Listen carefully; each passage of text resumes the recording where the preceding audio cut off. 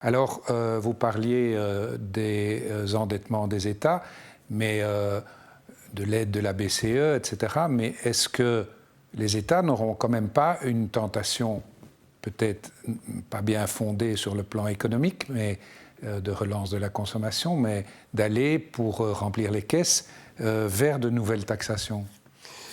Il faudra certainement à un moment repenser comment on doit le faire de manière hygiénique, les systèmes sociaux et fiscaux, mais en tout cas ce n'est pas du tout le moment d'augmenter l'impôt. Parce que quel que soit l'impôt, que l'impôt porte sur les revenus professionnels, sur la consommation, sur les revenus du capital, l'économie maintenant est en berne. La chute du PIB va dépasser largement 10%, donc c'est un montant inconnu que même dans leur pire cauchemar, les économistes n'avaient pas envisagé.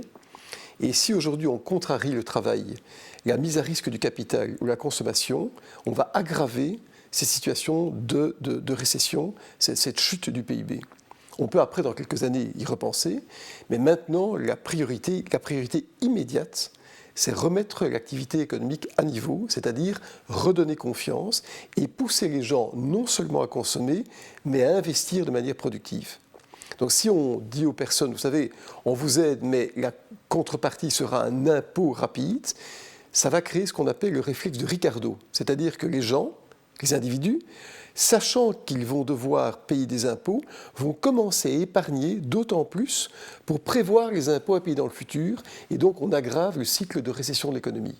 Donc on y pensera, mais pas tout de suite. Est-ce que vous ne pensez pas que la tentation d'épargne, malgré un pouvoir d'achat qui s'est effondré, ne sera pas là de toute façon, au sens où les gens ont une certaine appréhension à consommer? Si.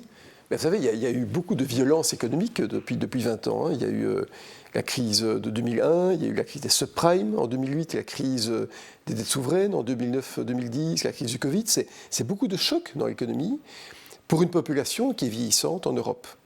Et donc ça crée le réflexe de l'épargne qu'on qualifie de précaution. C'est-à-dire qu'on met, à titre individuel, de l'argent de côté pour se prémunir contre les aléas du futur.